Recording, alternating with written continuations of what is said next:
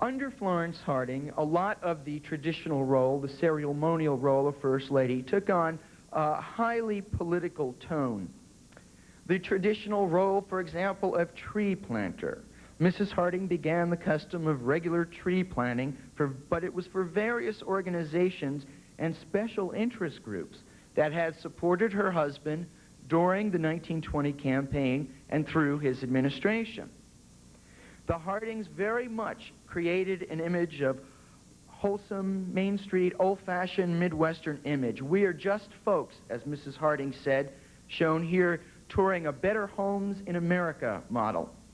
The truth was, of course, that there were poker games going on upstairs at the White House, and although this was prohibition, that they were serving liquor in the private quarters of the White House to their personal guests. This did not reach the public's ear, but the news that a jazz band had entertained them brought down tremendous and harsh criticism from all sorts of religious groups and religious newspapers. Mrs. Harding's personal friendships were also criticized. She was great friends with the multimillionaire Evelyn Walsh McLean, who besides owning the Hope Diamond and being married to the owner of the Washington Post, was a morphine addict. Jess Smith, who was a great friend of both Mrs. Harding's and Mrs. McLean, frequently seen around Washington, was the largest bootlegger in the District of Columbia, eventually died by his own hand of suicide as the Teapot Dome scandals were breaking. And while the Hardings truly made an effort to present the image of a devoted, middle-aged couple still in the throes of a youthful romance, the truth was, of course, that Warren Harding had a rather public eye for beautiful women. The press knew it at the time, and in fact, many of the reporters who covered Harding's 1920 campaign at home heard about it, but they wouldn't report it. The next picture shows President and Mrs. Harding at the horse show. You could see where Mrs. Harding's eyes are and where Mr. Harding's eyes are. By last count, he had 5 mistresses. One was a senator's daughter, one was a government clerk, one had a daughter by him, one had a son by him, one committed suicide over him, and one was his wife's best friend back home. Grace Coolidge and her love of the contemporary fashions of the 1920s also served a very helpful purpose for the administration, the Coolidge administration's public relations. As someone once said, she did the front door job. She favored this sort of, at the time, slightly controversial man-tailored suit, and there were a lot of editorials in papers like the New York Times about Mrs. Coolidge being sort of with it and fashionable, and that this was sort of a good thing for the country. In fact, the Retail Dry Goods Association publicly praised her as an ideal early Christmas shopper, a boom to the industry. She was given an award by Messrs. Cartier and Worth for her style and dressing, the first time an American woman had received such a high honor, which was sort of equal to the Nobel Prize for a clothes horse. And during the economic boom of the 20s, Mrs. Coolidge's shopping sprees for hats, furs, and shoes were gleefully reported and used by the White House press office as an example of a woman up to date with the times. Mrs. Coolidge, of course, also did a lot of photo opportunities for women's groups at the times, and I think this picture shows her cutting the cake for a celebration of the Visiting Nurses Association. She reveled in the role of hostess for women's groups, which asked to visit or be photographed, and she granted as many requests as possible. It was more than a photo opportunity, however. It gave consistent focus on her part to working and professional women's organizations without her having to make an overt political statement about women and their political roles. Her project was an involvement with the deaf, specifically the Clark School for the Deaf, and this photograph shows her with Helen Keller at the White House. She raised $2 million for the Clark School, her alma mater, but again, behind this was a political purpose. Some of the very first government attempts to service the handicapped occurred during the Coolidge administration. During the Great Depression, Republican President Herbert Hoover had an emphasis on voluntarism, and rather than government help in getting people through the Depression who were needy. Mrs. Hoover was seen everywhere doing everything at least once, even sewing for the needy, as she's seen here with some of the ladies of the Red Cross, the Senate wives. As president of the Girl Scouts, she used that group for a political motive. The Girl Scouts, in her position as president, she were used in her radio speeches. She was the first to actually deliver radio speeches, asking them, the young children and other children, to become sort of a charity corps with adults to donate time, food, money, and clothes, and implore their parents to also do so for their less fortunate neighbors. But there was also political liability now in the guests one invited to the White House. When Mrs. Hoover entertained Mrs. Oscar DePriest, an African-American congressional wife, to a congressional wives' tea, she was excoriated in the South, even censured by the Texas legislature for, as they said, defiling the race line. Even Eleanor Roosevelt, who played, of course, a most overt political role, came to see the use of the traditional role. She's seen here with Henrietta Nesbitt, the housekeeper, signing an official pledge to conserve food, save rubber, and use leftovers during wartime. Her entertainment for the King and Queen of England received tremendous criticism. Of course, she served them hot dogs because she thought that was the quintessential American lunch food. But she also had various ethnic entertainers, African Americans, playing American music, and many people criticized her for saying this lacked dignity for the King and Queen of England. Mrs. Roosevelt was guided, however, by her wise social secretary, Edith Helm. As Mrs. Roosevelt said, she initially thought that the hostess role was a useless burden, utterly futile, and not a particularly inspiring occupation. Because of the Depression, she thought it was wrong to think very seriously about purely social matters. But Edith Helm, who worked under Edith Wilson, came to coax Mrs. Roosevelt into this role. As Eleanor Roosevelt soon realized, being a hostess, she said, had real meaning and value because the White House had a deep significance as a form of the people's hospitality to representatives of other countries and to citizens who had a sense of ownership and to whom it symbolized the government. Interestingly enough, throughout presidential campaigns, FDR's presidential campaigns, Mrs. Roosevelt played a very self-effacing role. As she told a reporter, it was proper that a candidate's wife be on schedule, offer no personal opinions, remain undisturbed at commotion, limit personal appearances, and lean back in an open car so the people can see him. She also knew the value of a good photograph. Besides her involvement in the minutiae of government and the bureaucratic reports that she involved herself in during the Depression, she also posed at a soup kitchen, dishing out soup. There was no question that the notion of the goodwill photo carried a strong message by this time. Events outside of the White House that a First Lady involved herself in also began to take on political meaning. Bess Truman, after attending an event, a tea that she'd been invited to at the DAR, was criticized by Congressman Adam Clayton Powell because the DAR still had a restrictive policy and had not allowed his wife, pianist Hazel Scott, to play there. Adam Clayton Powell criticized Mrs. Truman as the last lady of the land for choosing to attend a tea party outside of the White House at a restrictive organization. Mamie Eisenhower played it very close to the vest when it came to politics. She stuck pretty closely to raising money for the American Heart Association, and although that was benign enough, even she did not escape censure for what were purely personal decisions, like her bangs, which were criticized as childish, like the entertainment of Lawrence Welk and Guy Lombardo, which was seen as pedestrian and mainstream and not proper for the White House. When she entertained, there were questions about whether she served liquor because of old rumors during wartime that she had had a problem with alcohol.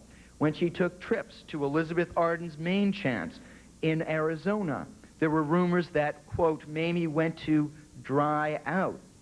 Some of these things even printed at the time.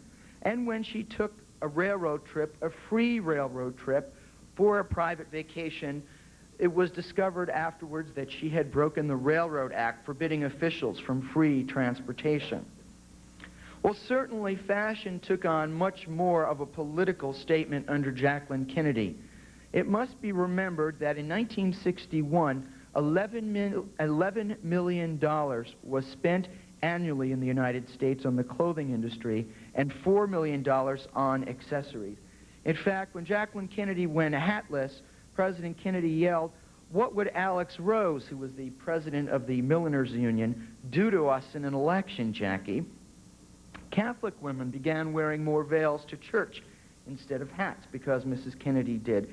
And her interest in contemporary art and jazz all reinforced the administration's impression and the image of the Kennedy administration as young Americans taking over, a youthful, energetic administration.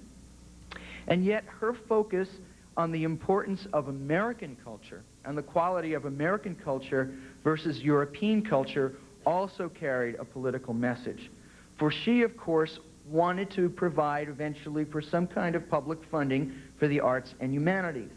And that was the idea behind her very interesting guest list of America's most renowned artists and poets for a dinner she held for the Minister of Culture, André Malraux, from the French government, as well as the Nobel Peace Prize winners' dinner. Mrs. Kennedy, in her White House restoration, also reflected a social movement of the time. It helped spur a national interest in accurate historical restoration of state houses and governors' mansions, and yet some people attempted to find politics in this, the placement of the portraits, and what were the politics of the presidents who were in the portraits. The fact that the blue room was no longer blue, but now white with blue trimming, that it was too French and not American enough, even though she was emulating the Monroe period, which was French. Jacqueline Kennedy was very smart. She appointed Henry DuPont as chair of her White House Restoration Committee.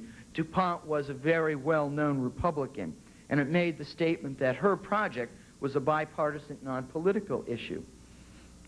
Nonetheless, it helped to spur the formation of many local historical and preservation societies. Her Lafayette Square restoration was also part of a much larger movement of the 1960s, that of urban renewal and urban planning, because it was as part of Mrs. Kennedy's view in the notion of a restored Lafayette Square that it should be an area of mixed use, meaning commercial space, government buildings, that this should be, the historic homes should be integrated into a realistic urban plan. In the same manner, Lady Bird Johnson's efforts on behalf of beautification were to promote a program called Discover America. As she explained, the United States had a balance of payment problem at the time, and President Johnson wanted American money spent in America. Go and see your own land, these great national parks, he told her to tell them, particularly those parks not heavily visited. The role of hostess in the post-World War II era took on a much more important political meaning. There was more entertainment of world leaders. It was important for musical themes and national anthems to be accurate, that the performers reflect the interests of the guests being entertained. One had to be careful about the lyrics of entertainment and the implications of entertainment. Foreign protocol and customs on men and women had to be followed. The times of meals and the restrictions of menus because of religious views. There was more involvement of the social office with the State Department. Guests invited also had to reflect the business people in the United States dealing with those nations at the time. Even Mrs. Johnson's attempts to provide the first, to establish the first arts festival at the White House could not escape being politicized when several of the artists decided not to attend and wrote an open letter to the New York Times protesting Lyndon Johnson's Vietnam policy. One of them, a poet, got up and read his poem Hiroshima. I forget what the name, it was John Hersey, the poet, who read that poem in front of Mrs. Johnson. Then, of course, at one of her Women Doers luncheons, Eartha Kitt stood up and confronted Mrs. Johnson on her husband's Vietnam policy. Pat Nixon's overseas trips of goodwill as the president's goodwill ambassador also carried important political messages. Her trip to Peru during the earthquake came at a time of difficult relations with the Peruvian government. At the time, President Velasco had courted the Soviets, seized American-held properties there, and was leaning towards an anti-American stand. Now, he used the presidential palace for the first time to entertain Mrs. Nixon. As he said, her coming here has meant more than anything else President Nixon could have done. And La Prensa, the newspaper of Peru, said material aid and moral support of Northern American people was provided in the example of solidarity in Mrs. Nixon. At his Independence Day speech, Velasco finally declared that U.S. solidarity with Peru was signified by the special visit of Mrs. Nixon. Her trip to Africa also served a political purpose, to Liberia, Ghana, and the Ivory Coast. There, beforehand, she met with officials at the State Department who provided talking points to her, and she discussed Rhodesian and South African policy and future economic aid. She addressed the Ghana National Assembly, and she also relayed information to those nations' leaders on President Nixon's upcoming trip to China. Her volunteerism projects on college campuses also, as we mentioned in the Time of Change session, also did not escape the politics of the day. Mrs. Nixon was showing by being with volunteers on college campuses that not all of the youth was protesting, some were volunteering, but it focused attention on those youths who were supportive of the president, and it served a beneficial purpose for the administration's domestic agenda and domestic image. Betty Ford, after the first plane load of refugee children in 1975 crashed, killing 200 of the refugee Vietnamese children coming over, decided that it was important for her to actually make a physical appearance at the airport, at the hangar actually, in California, where the second plane load was coming in. And I think in part to allay some fears and notions about the sudden wave of immigration, gave a very eloquent speech to those Vietnamese immigrants who were scared and frightened, just coming to the United States, welcoming them and telling them that, like so many other generations of American immigrants, that they too would be welcome in the United States.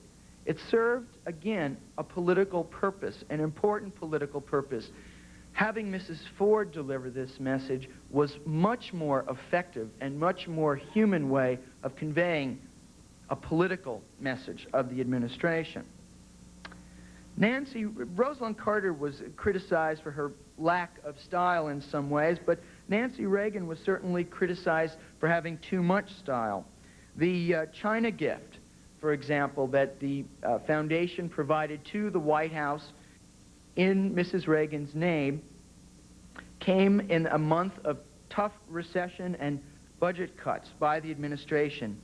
The same day that the China was announced, unfortunately for them, was the same day that the administration decided that ketchup qualified as a vegetable for low-income school lunch programs. Mrs. Reagan, in accepting gowns on loan from designers, was turned in part by the reporting of those gowns and the revelation of those gowns into a sort of greedy symbol at the time. This media spin on her essentially created her into a sort of an image of the callous side of Reaganomics. Whether that was fair or not, it again proved that even the woman's personal choice of clothing had an important political impact. And even her Just Say No program. Wherever she went to do a Just Say No appearance, Mrs. Reagan was always protested by an organization called NORML, the National Organization for Marijuana Legislation. It provoked controversy of questions about alcoholism and drinking in adults. When she talked about support for home drug testing by parents of kids, a lot of people raised the issue that this was a violation of rights. At the 1988 Democratic Convention, in fact, Jesse Jackson declared, "You can't just say no about such problems." Even Barbara Bush's literacy program took on political implications. By addressing issues like homelessness and drug addiction, single motherhood, as being taken care of or at least assisted by illiteracy, the administration perhaps might have avoided some controversial questions about those social issues and whether federal action or funding might have helped. And although Mrs. Bush enjoyed the traditional role and continued many of the customs from the Reagan years, by 1992, cynicism made even her marriage used by the press as a question of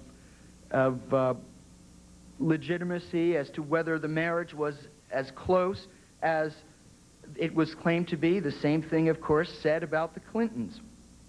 Bill and Hillary Clinton, shown in this second to last photograph, dancing at the inaugural ball, shows her in a particularly traditional role. Certainly she brought a new chef in, and there was a focus that he brought on more regional American cooking, no longer French cooking. It gave a focus to a larger diversity, perhaps, of American regional cooking.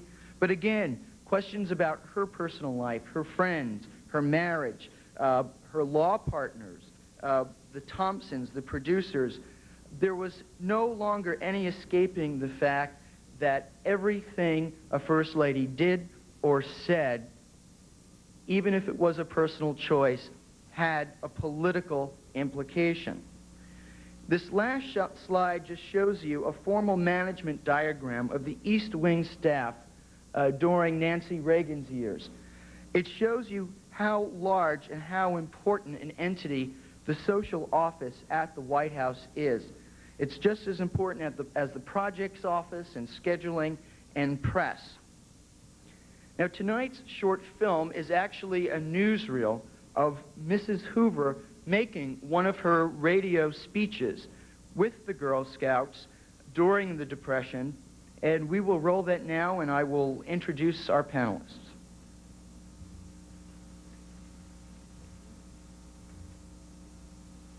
My dear Mrs. Hoover, as a representative of the Girl Scouts of America, I wish to present to you this report of the Girl Scouts' efforts to join their elders in helping unemployed men, women, and their families in this difficult time when so many of our fathers, mothers, sisters, and brothers have no job.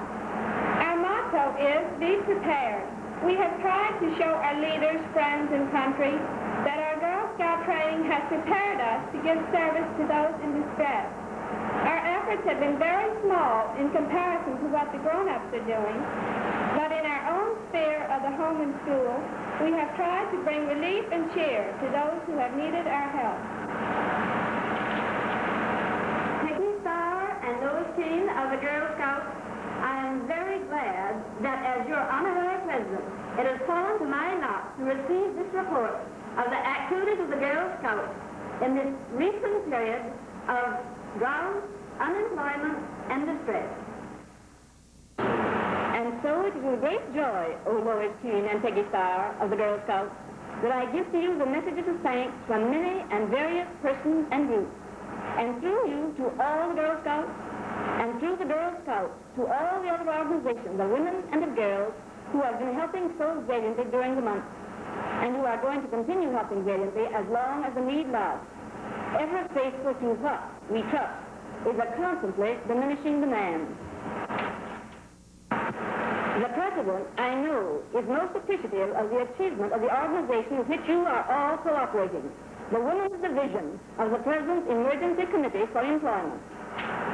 He said, as the coming cause of depression threatened, that a very large proportion of the work and of the spirit that would make the storm pass without consummate destruction would be due to the way in which the women met it. And he said that he knew they would meet this with the same spirit with which they met their responsibility in the time of war. So is it not quite as important to save our country and our fellow countrymen and women when war clouds do not hang upon the horizon as when they do? The President will want to express his appreciation for your cooperation with him and with all the rehabilitating agencies in his own way and time. But I do know that he is most appreciative.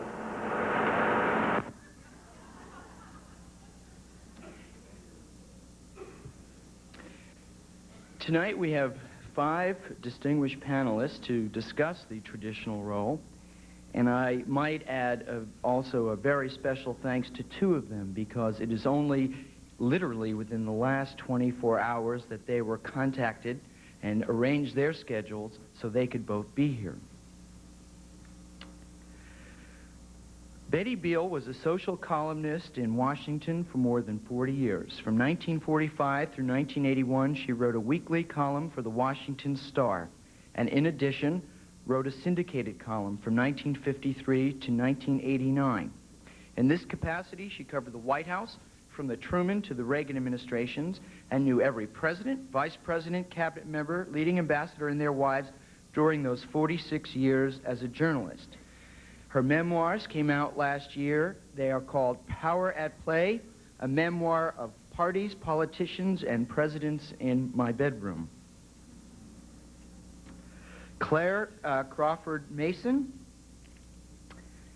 was the Washington bureau chief.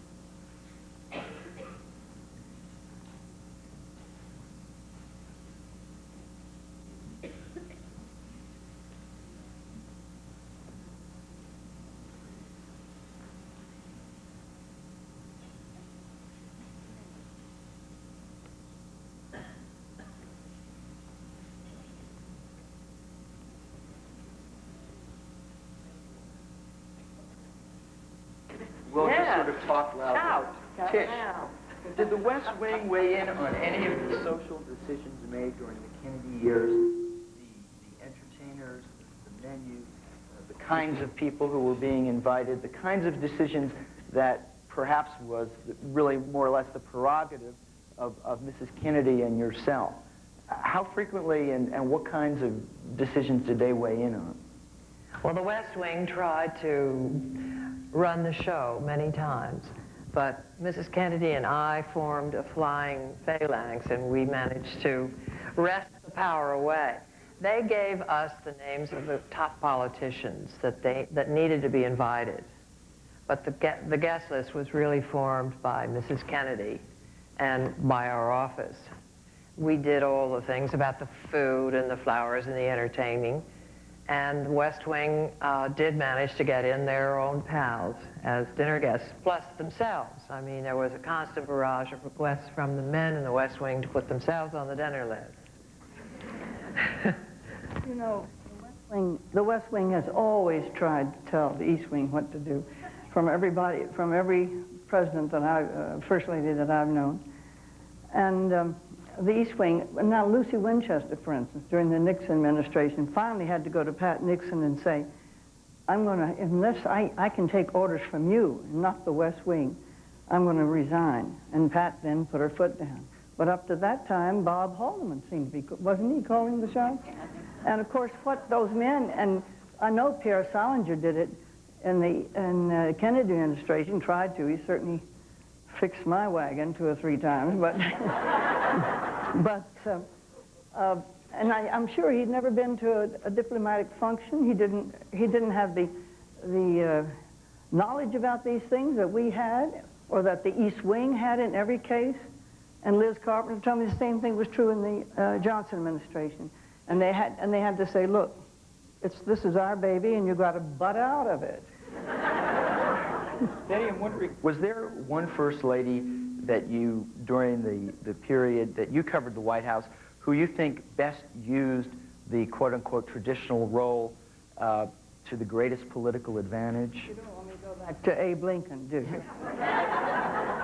I would think, I was thinking along those lines earlier, and I think of all things considering, probably Lady Bird, because she had a tremendous political sense.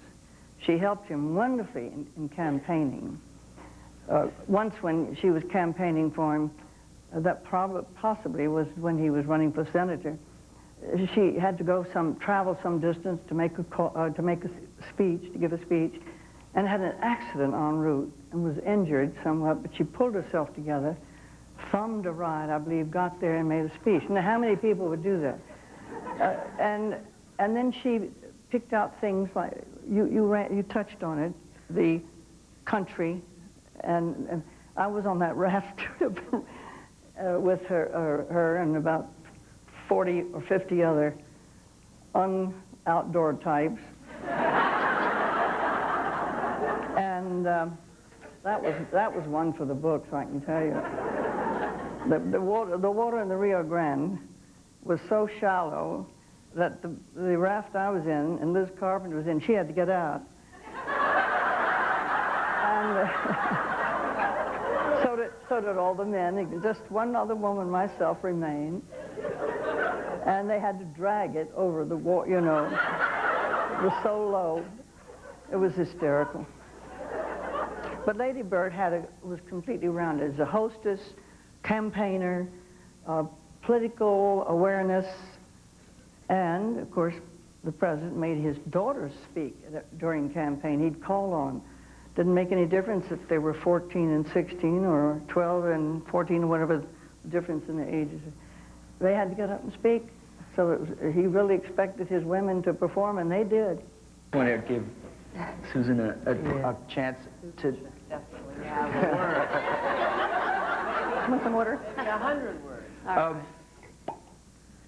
Mrs. Bush was very successful. The image of Mrs. Bush in a lot of the public goodwill things that she did, and I'm thinking specifically one that we talked about with her was the time she went up and threw some money into the Salvation Army pot when they were trying to do away with Salvation Army things at the malls. But do you think that were all of her photo ops and the very successful things that she participated in, the non-political events, were they calibrated by her more as political events or as sending messages for the administration in a gentler way? Well, I think certainly the Salvation Army, do you consider that a political thing? I don't. No, I think I mean, you have some things you do for the party, but when you are in that position, the presidency, it's official versus political most of the time.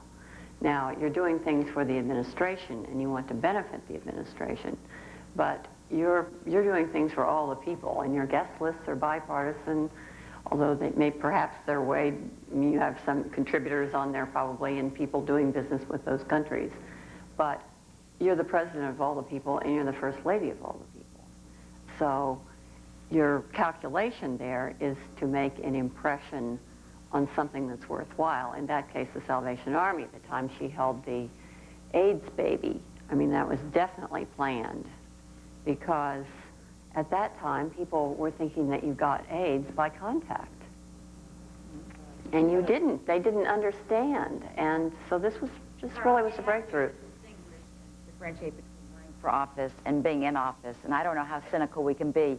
Hopefully, some of these politicians, once they get in, do want to perform a public service. I mean, this is the problem of our elections right now, that we have no trust in those who are running.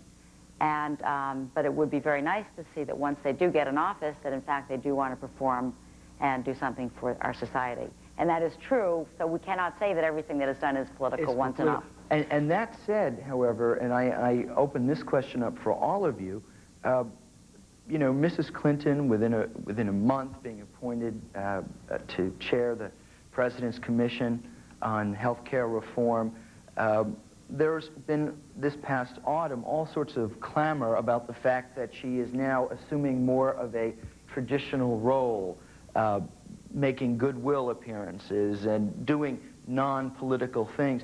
Do you think that that perception of her as being a non-traditional kind of First Lady is what ultimately has hurt her image or brought her numbers down? Do you think that by doing more quote-unquote traditional types of events, which are photographed and reported on throughout the nation, covered on the national news at night, that her numbers are going to come up? You know, the world has changed, and the First Ladies represent that. Barbara Bush did a lot of work, along with being a grandmother and a mother and a lover of dogs and everything else. Jackie was raised as her mother was raised. She was the same kind of wife and hostess.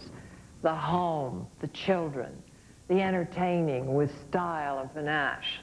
That was her heritage, and she did it again in the White House.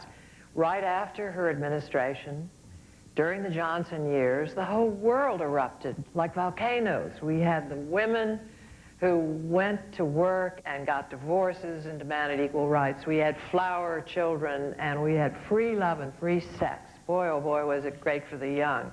I missed all that. But the whole world changed, and it became a whole new concept of women. And I think Mrs. Clinton today represents the new woman. And Clinton is trying to be Eleanor Roosevelt, so I mean, you know. I think she's receded into the background because they've told her to recede, and she's playing it cool, but I can't imagine that she will remain in the back in the woodwork. I can't imagine that. She's her own self, and it's another world. Chelsea will be like her mother. Our daughters were like us. Our mothers were like their grandmothers. I think we have to look at what's happened today to women, and it's a great, fomenting, revolutionary, exciting time. The next First Lady, God knows what she'll be like. Well, Hillary still did something that no other First Lady had done by setting up that enormous health care commission of 400 people, and then saying it could not be, she would not release the names of the people, and it would not be covered. And 1 minute, and the next minute it turned out they did have certain government status, so they should have been open for coverage. So it's been very sticky, that whole thing. And she's brought the criticism on herself. And also when she didn't, frankly, tell the truth about what came of their investments, or about her futures investment, which she said, well, she did it on her own, and later she admitted someone helped her. And they didn't make any money in the investment. In fact, they lost, but they did make it. Well, you know, when you're in the public eye and you say one thing flatly one day, and then say the reverse another day, people then question you on everything. Well, you know, I agree with Tish. I think that we're the last generation of people who expected to grow up and live like our parents did. And I think that's really an important differentiation to make. And I think that the world is much, much more complex. We've seen it where our economic system, our social system, our political system is all sort of in chaos. There's revolutionary and evolutionary change going on in the systems in which we are in. And I think that, therefore, you have the White House, and the controversy about it reflects this, that the issues are so complex that the public is angry and frustrated that there are no solutions. And I think that a lot of this reflects in how we feel about the presidency. And people are saying the presidency is unmanageable. Well, maybe being First Lady is unmanageable too in today's world. because there is no definition of the role of a first lady. It is a no-win situation. You cannot come out there without being criticized. She wasn't elected. There's no mention of her in the Constitution. She's not paid. She's not paid, and she can't do right because we expect her to be perfect, and we don't know what perfect is. So we want her to look good, but we don't want her to be a clothes horse. We want her to be a great hostess, but we don't want her to buy china. You know, we want her to be intelligent, but not opinionated. So no matter what you do, you know, you can't win. Susan, and I want to say, in lots of ways, I have a great deal of trouble with the word role. Now, maybe I come to this trouble from working from the inside, but it seems to me what really happens here are questions of how these people lead their lives. I mean, what their styles are, how they feel about their children's involvement,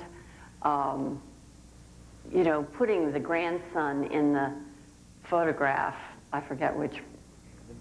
Harrison. I didn't see that as a political, now maybe I mean, I could see just wanting to have the grandchild included and not doing it for specific political purposes. Well, in the Kennedy years, the press was always on Mrs. Kennedy to photograph those two beguiling children. She didn't want it. She wanted to guard their privacy above all. But then once a year, she would do something flamboyant, such as putting them in the sled, the old 19th century sled when there was snow on the south ground. She hitched up the pony, and off they went, the children and Mrs. Kennedy in this old, wonderful sleigh, riding all over the south lawn in the snow. That was her way of saying to the press, leave us alone for another year now. We've done this for you. And I think the first ladies do that consciously. They do want to help the press get their story. They want to cooperate, but they want to have it their idea. And not But there's a symbiotic relationship between the press and the reporter. I mean, and the White House. You write stories, and then sometimes you're either excluded. I've been excluded from White House dinners. I was thrown out of the Nixon White House. Yes. No, that's true. Yes. Manners. I guess drank my finger bowl. No, drank my finger bowl. No, there is a symbiotic relationship that goes on now between the press and all reporters. And the first rule of politics is to get in power and stay in power. And the First Lady does not want to be responsible for having her husband driven from office. And that's the bottom line. And so therefore, you do a lot of things you might not want to do, just like reporters report in a sense, what their editors want. And again, I think the fact that you have many more women reporters, that they're reporting and seeing different things and asking questions. I think there's been a social revolution, too. But certainly, no woman reporter would have covered the White House with a lot of philandering presidents, and it would have gotten out and been more widely reported. And I think that's why you have a lot of these discussions that are going on. And one last thing, Carl. Well, I think that we are examining our own lives, and that's how we are examining more the lives of the president and his wife. As I think we look more deeply into how our families work and how family systems work, I don't want to go into psychobabble or anything, but I really think that we project the questions we have about ourselves on our leaders, and I think that's been the role of leaders since the beginning of time. Then there's still the same question. I think the press likes to deal with a lot of surface issues. Right. They want an activist first lady, but at the same time they only want to talk about clothes, what they're serving for dinner, who's coming to the dinner. So you can't get beyond that. And here you have a first lady who doesn't have power because she was given the power by the Constitution, but she's given the power by the press. And they're going to write about her no matter what. And what they write about her becomes quite one-dimensional. Yeah. And so you don't see beyond that. And then it's hard for us to grasp. And there's a lot of jealousy, and there's a lot... But then she becomes really frightened if she becomes two-dimensional. Look what happened to Betty Ford about Susan and her daughter, and when she was frank about how she dealt with her daughter. It's hard to take criticism, but controversy can be very... I mean, if you can stand it, it's very positive. And usually, if you're on the right side, it's going to come out okay. You just have to be able to deal with it. And that's very tough. It's obviously... Susan Ford was such a success because she told the truth. And that's so extraordinary in politics. And It is so rare that I bet everybody here liked her immediately because she came out and said, and they knew it was the truth. But she also did something else which was very successful, and Susan and Sheila having both worked for her, and that is she had it both ways in the sense that she was able to speak out on equal rights amendment and abortion and use these sort of hot-button issues, and at the same time very much present the image of a devoted, quote-unquote, traditional, okay, wife and mother, a woman who had her husband's concerns and her children's concerns, who liked to entertain, who was involved in the menus. She was still playing the expected old-fashioned role, and yet maybe the press gave her the leeway because she did that. Well, I want Nancy Ruiz here, who I think was one of the best social secretaries ever, and I really do. I think you were great, Nancy. You should hold your hand up. And what they did was, and I don't call this political, was to use the dinner parties as a way to show that that you're American, that you bring in all of different kinds of people, that you mix, you match, and that it became a very important, well, like the Kennedy, you know, use that as well. Influenced the whole world. And people gave dinner parties like crazy and copied their menus and so forth, as they always do at the White House. But today, entertaining is just dropping down. People are not having anyone over for dinner anymore. They're not going to the trouble. And so it's very important, the First Lady, it's even more important that she talk about the entertaining, and the Clintons are entertaining, but there's got to be more and more and more, because we need to do more and more and have our friends over. But then what happens when the press does what they did, for example, to Nancy Reagan, which is during, you know, the harsh economic realities of maybe the average American, then the press picks up on the parties and this and that and the beautiful, and then they're criticized and it turns against them politically. Well, you're damned if you do and damned if you don't in the White House. So you might as well accept that. Well, What was given to the White House. What was interesting about Nancy Reagan was that they were not this great loving family. I mean, she didn't speak to some of her children. She never had her grandchildren to the White House, and the press ignored it. And that was what was very, very interesting. And yet they carried off this idea that they were really, you know, somehow or other, they were the grandparents or whatever we all needed, but they certainly never had their children over, and they never presented that image. They were very close with each other. Well, what about their children? Well, but the children were all, when she said to me once, I said, why is it, Nancy, you're the first lady whose children I've never seen at the White House. She said, well, Betty, all our children are grown and have their own lives, and they're living elsewhere. But it is true, no, but it is true that the Ford children, who some of them were fully grown, most of them, I guess they were all adults, but they were younger than Nancy's children. But you know, we all know what Patty Davis is like anyhow, so.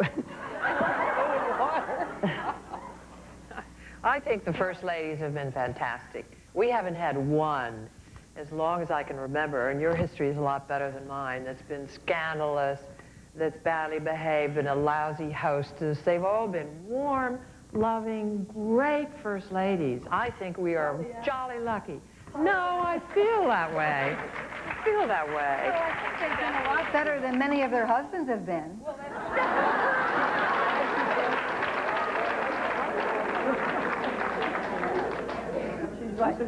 And it's an outrage that they cannot fly on the presidential plane. They should be allowed to, I mean, on their own. They don't get paid, do they? They can't. No, but I don't think they should be able to. No, wait a second. They get no salary, and if they're going to do anything that's of an official, if you mean just to go up and have a wingding in New York or something, no. But, or to meet some of the men, but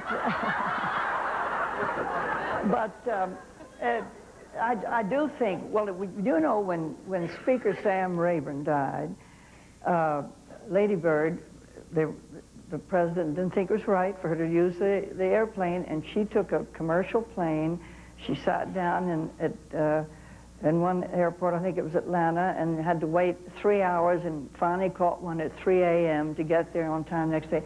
And the exhaustion for somebody who did as much for all of us, for the country. And It's shocking that That's she... really changed though now. It's better now. Yeah, I mean, I think things like the Libyan crisis and, I mean, there are real security factors here that... Security it's only they don't want them bumped off that they do it, huh?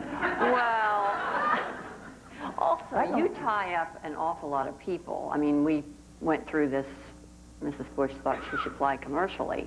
But the fact of the matter is, it's not that simple because, you know, first of all, they go in and sweep the plane, and everybody has to wait, and you become a big show while you're doing it, and it, you know, no, it's not a simple thing. So there are a lot of reasons for doing... There are 8 Secret Service men going with you. So you have to have seats for all of them. I wanted to ask you about Pat Nixon. And during Watergate, and you were with her in the appointments and scheduling, and I'm wondering if there were any times when during those last few months of Watergate when it was particularly difficult, every time she went to an event, regardless of its purpose, the press would be there to ask Watergate questions.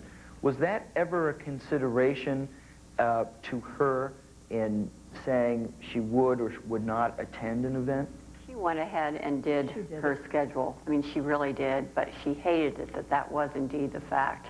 And I can remember, probably all of you remember that one outburst when asked something about the most recent Watergate development, and she just said, look, I love my husband, and I, you know, she just, she really had it up to here with it.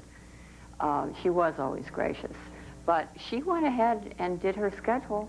I mean... But she was also protected. I mean, I can remember going to interview her during the Watergate, and the deal was that she would talk about the Redskins game and sitting and watching it, but she knew that I wasn't going to ask her about Watergate because that was the unspoken agreement, that if you wanted the TV footage about her talking about watching the Redskin game with Dick, you didn't ask about Watergate. So, I mean... Claire, when she came down to see the press in the White House, for all of us, when she agreed to make an appearance for something, maybe the Christmas trimmings of the Christmas season or whatever, and invariably the wire service people said, well, what do you think about, you know, Watergate? What about so-and-so?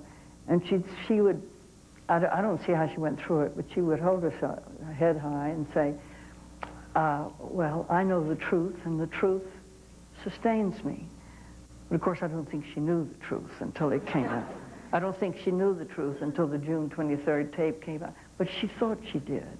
And she said, and the truth sustains me. And Julie was the same way with Julie. Well, she had a press conference. Remember, we were all there in the Rose Garden. She had a press conference, and I mean, I even did a TV interview with her.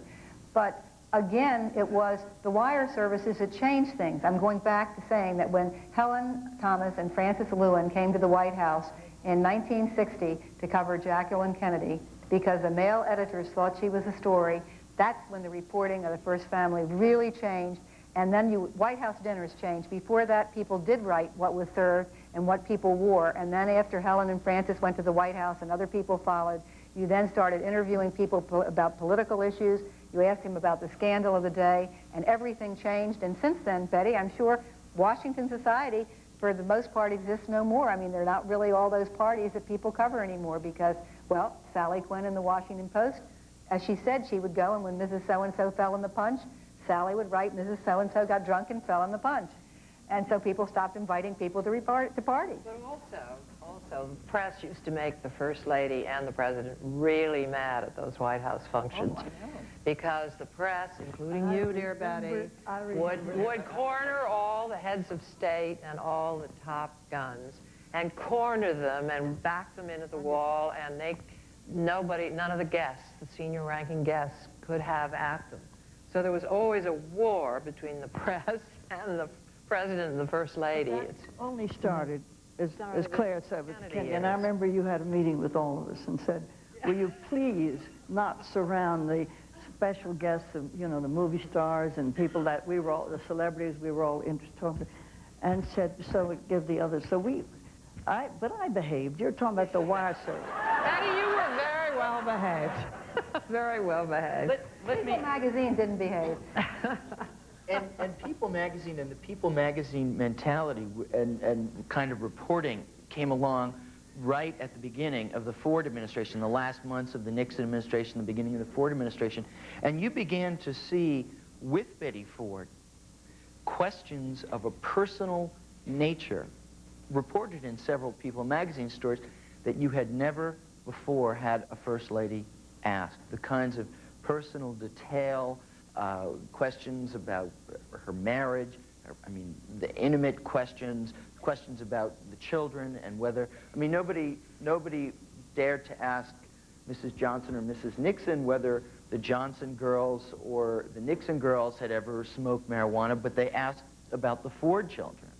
I think there was a lot of frustration coming out of the Nixon administration. I mean, there are a lot of factors, one of which, I mean, a lot, just the media, the development of the media and what's happened with that, but really, people were tired of the Nixon administration and the lack of information and the lack of candor. And they wanted candor, they wanted frankness, they wanted to know about the people because character says something about performance, or so we may think. And so the more details, but of course, Claire was there. I knew her from the day one when she went to People magazine and she was ready to ask. Well, you didn't have to, unfortunately, I don't have to defend People magazine anymore. But let me say that I think what happened is television happened to America, and there were people sitting on television answering every question. Now, I mean, if you would say to the President of the United States, which I did say at one time, you know, Mr. President, how do you feel when people say that you played too much football without a helmet? And he, instead of staring me down and saying, how could you possibly ask a question like that of the President of the United States, would say, let me tell you, I went to Yale Law School. I'm really smart. And, you know, and I would think, who's crazy? Me for asking the question, him for answering it. So, therefore, I was surprised in many instances that they would answer the question. But you would go out and ask the question. And, I mean, it reached as I left People magazine right after, in the beginning of the Reagan administration, and there was a huge brouhaha when they had said that they'd seen White House aides from the Carter administration smoking cocaine or whatever. And this became a huge issue, and they really didn't have people to do it. And your editors would call from New York and say, ask these questions. But the question was, why did the people ask? Why did the people answer the question?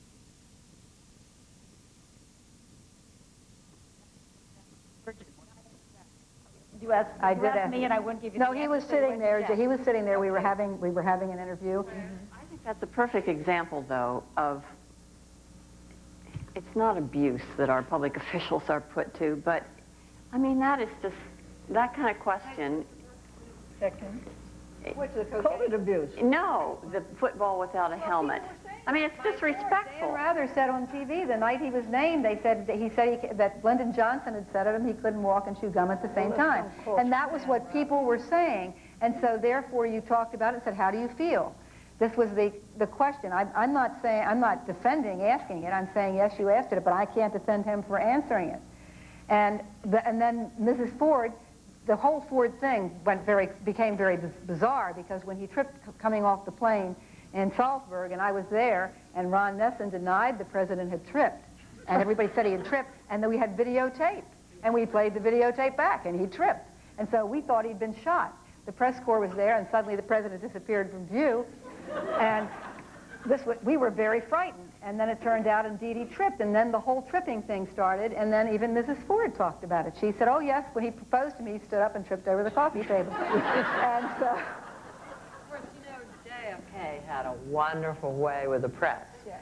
When they would ask him a really tough question, he would say, Joe, I can't believe you asked me that. And then he'd go right over there, and another reporter would then ask the next question. John F. Kennedy simply didn't answer. And I couldn't believe my ears when President Clinton answered the young 16-year-old girl about the underwear. Because, you know, you just have to be tough. You have to be tough. Well, no, you're exactly right, but that all comes from television, where people sit on television and say anything, and then you feel that you have no privacy. So... or that you have to answer a question if someone asks you. I just want to let people in the audience know we'll start taking some audience questions. If you want to just come to the microphones. Go ahead.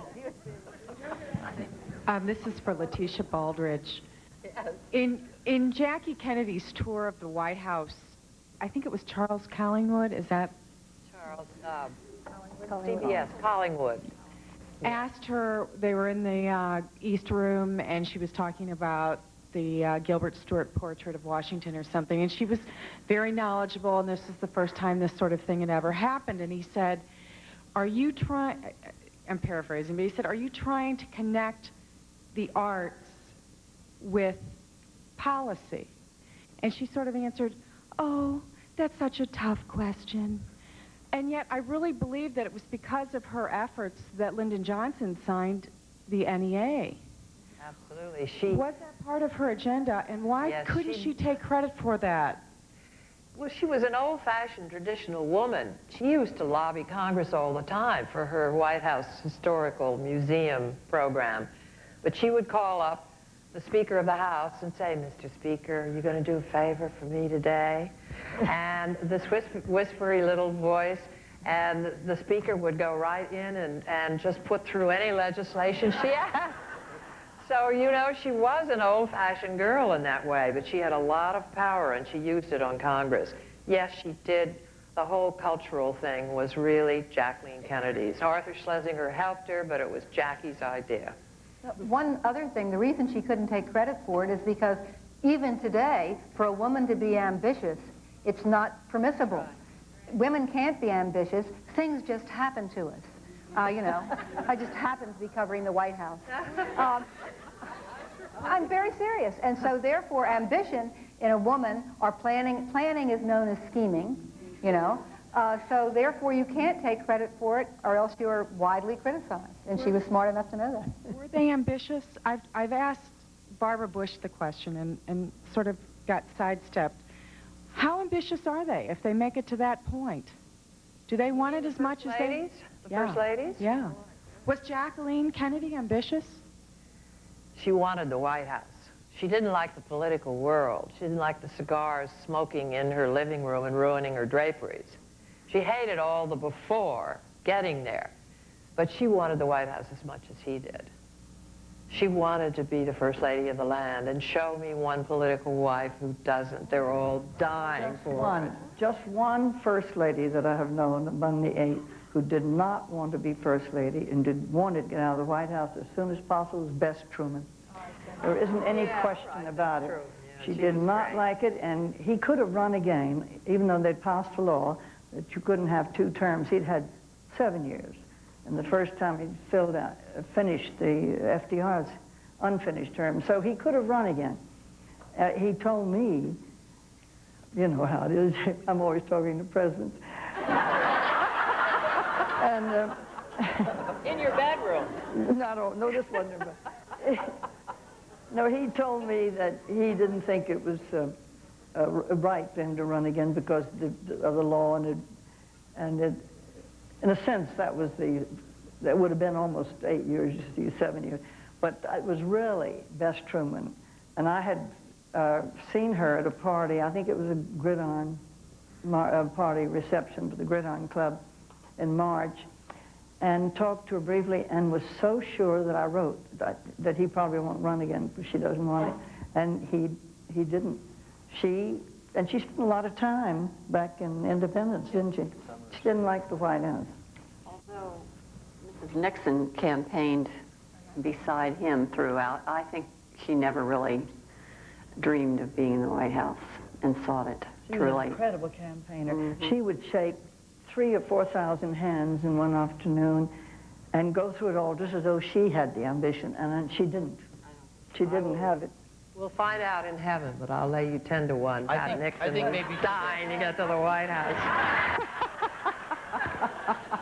I think maybe for the 1960 election she was ambitious in 1960, but I don't, from what I've read and from what I know, 1968 she was not. She did it because he wanted to. She once said, I have given up everything I've ever cared for in my life to advance my husband's presidency. And she'd had it up to here. I think after 1960, after the California governorship race, I think she'd really had it. Next question.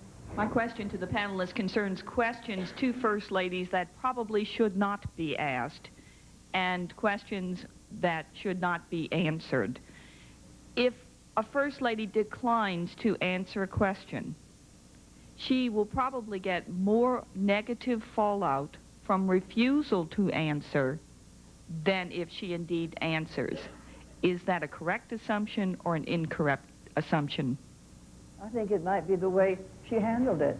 She could say, oh, I think you're getting a little bit personal, aren't you? And just throw it off that way, perhaps. I think she shouldn't handle it that way. I think she should come right out and say it is tasteless, it is bad, it is disgusting, and I don't have to answer it.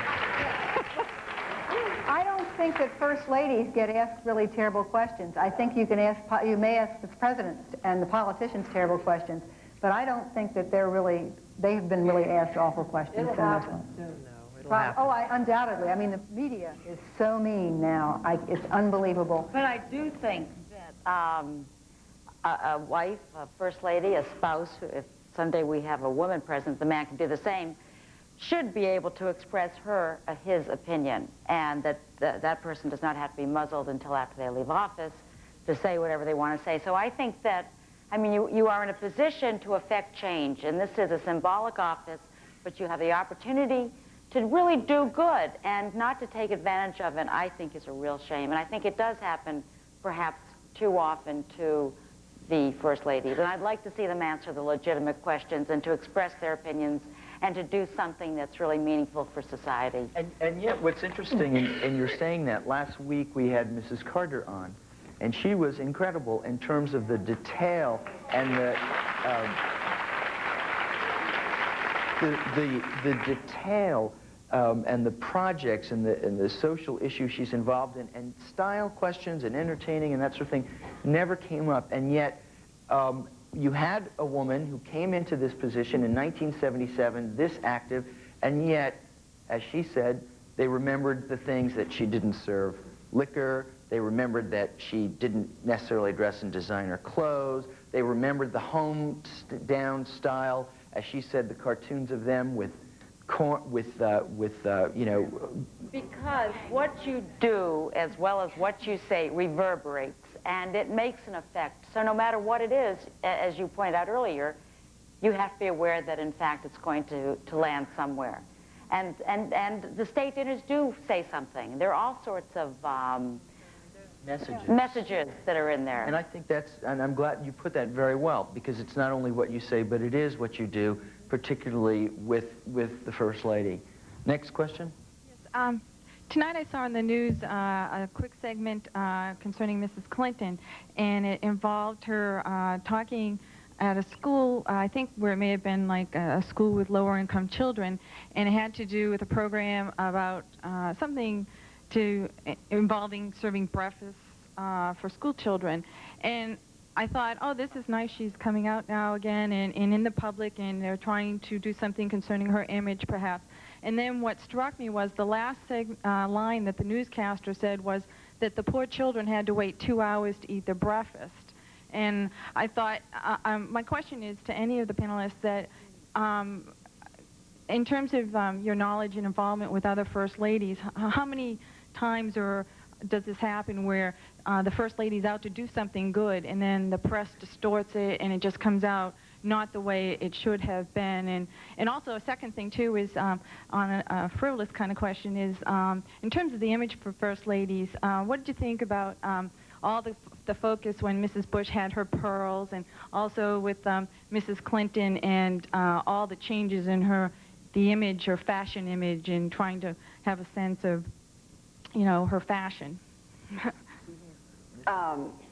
First of all, I mean, I didn't see this segment tonight, but it sounds to me like she had some pretty inexperienced advanced people maybe, because to keep the children from eating their breakfast, if that's true, I mean, that wouldn't, and probably Mrs. Clinton, if she found out about it, would be irate. No, that happens. Claire Luce said something that's so true. No good deed goes unpunished. And every time you try to do something to be really helpful, I mean, you just get socked in the face. Somebody will say, you kept the children waiting to it. I bet the children were thrilled to be able to see the First Lady. But don't you think that happens a lot more now, that really, again, that the media is meaner than it used to be? Well, everyone's meaner. Everyone's meaner? Everyone's Are you meaner? Yes, she is. Oh, yes, I can be. No, I think it's a tough society we're living in, and I think it's very tough to be a president and first lady today. A lot easier in the Eisenhower, Truman, Roosevelt era. A lot Is easier. only looking for something bad that'll get them on the page one. You know that. That's right. They're no longer reporting the news, they're digging for dirt. Well, wait a minute, no. We cannot dump this entirely on the press, because what has happened is that the audience has become more important than the story, and the audience is all those people who are watching television and buying those newspapers and buying those magazines. And if people didn't buy the magazines and the newspapers and put up their ratings, then they would report something different. Susan wanted to respond, and then we're going to have one more question. On the question about the pearls, you probably don't remember, but when the Bushes first came, when Mrs. Bush first became wife of vice president, the color of her hair was a big thing. Yes. A lot of people, but she had a great way she handled it. She'd say to them, if you like my hair and you write and tell me, I have a great form letter I will send you. If you don't like my hair and you write and tell me, I have a great form letter I'll send you. And it was true. Pearls. Those pearls were real, and they're inexpensive. Well, I don't think maybe they're real, I don't know. Handle not answering questions she didn't want to. She certainly did know how to handle not answering questions. Last question we have here. Yes, this question is for Claire Crawford Mason. Miss Mason, as a graduate student seriously considering a career in broadcast journalism, why does the press take little serious, little silly things and blow them into something big? For example, asking the president, why do you play football without wearing a helmet, and the fact that he tripped going maybe to an airport or something, and just all the sex scandals that have been going on. And even though that kind of quote-unquote tabloid trash sells, doesn't the media want to take a new approach and focus more on real issues that concern American citizens? Well, media does that. The New York Times, I think, for the most part, though it's getting pretty sprightly and reports some scandal nowadays. But there are newspapers and magazines that do that. I think, again, that you have to go back to the point is that that a basic thing has happened in American journalism. The story is no longer the object of the network news. The story is no longer the object. It is the audience. It is a sort of a perversion of please your customer that comes over from business. And people are buying the magazines. If you don't like it, you don't have to watch it. You don't have to watch it. You don't have to read it. Okay. And I also think, wait a minute, Betty, wait a minute. I also think that the media is competing. I think that one of the great unreported stories is the speech fees that the media gets. And no one ever calls nightly news and now and says, you know, there isn't a story today here at the White House. Because your speech fees depend on how often you are on the air and how often and how controversial you are. And I think that this is one of the great unreported stories. And the competition is much greater. When Betty and I were covering the White House back in the Ford administration, there were maybe, what, 10 reporters in the West Side at that time. How many were there, even as it increased with you, Tish? There's a huge, incredible competition where the world is much more complex. Things are happening it's faster. television that's made the difference. Dan Rather got his big promotion. It's not the audience, it's television people. He got his big promotion after he was really rude to President Nixon with the way he questioned him. Now, without standing up for President Nixon, it's the office of the presidency demands some respect. If we don't have a respect for it, who will? I mean, we have to. And the way he phrased that, it was just outright rude. I can't give you the way of the question now. But, and then that made him stand out, and by golly, he ended up being anchorman. I do want to make a point. I think that we can blame the media, and I'm the first to do that. I also think we can blame the politicians, because I do think that they should be questions, that there is less candor than there had been before, and that's why we're probing in the wrong way. I mean, unfortunately, what's happened has been there's been a great perversion of what should be going on. But I think perhaps everybody is to blame. Maybe we need a little self-examination on all fronts. Oh, no, I think that people get the government they deserve, they get the wars they deserve, they get the insane asylums they deserve, they get the kind of social services they deserve, and if you all don't like it, go out and become active in politics and go have your children become reporters. Change the world. I work at changing the world. I'm very serious. I really. But before you finish, I was going to say, you know, when people say, what qualities should a First Lady have? And in 1960, at the convention in Los Angeles, the Democratic National Committee staged, were you there, Claire? Staged the wives of the candidates, had them on the stage. They were all there, I think, except Jackie Kennedy. I think she was pregnant and back in hiatus or something. And I think his sister was in one, I think it was Eunice, anyhow. And so they were asking these questions. There was Muriel Humphrey and Eve Symington, because Stewart was running, and Lady Bird, and the Eunice representing Jack, I think. Anyhow, so they asked this question of Muriel, what qualities should a First Lady have? She said it doesn't make any difference. It's just whoever is the wife of the president. It's whoever's the wife of the candidate who wins. That's all. It makes no difference what qualities she has. Well, but maybe that, I mean, maybe that sort of it summarizes in some respects the point that, head, you see. But also probably regardless of who holds that position, whether it's a woman who's worked as an attorney for 20 years like Hillary Clinton, or worked as a mother and grandmother in civic duties like Mrs. Bush, everyone is going to transfer onto that person, whoever it is. No, but they were saying, what qualities should a First Lady have? She said, doesn't make any difference. It doesn't make any difference. It's who's the wife of the winning candidate. Oh, when you get there, it matters. Oh, yes. Well, I want to thank everyone for coming tonight, and I also would like to... round of applause.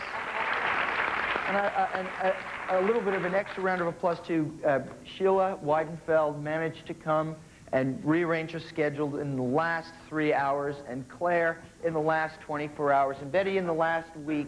So let's give them an extra hand.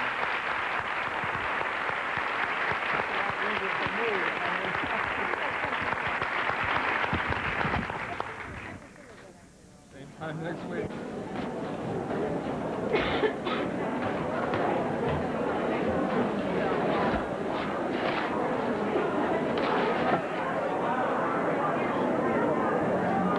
The other ambient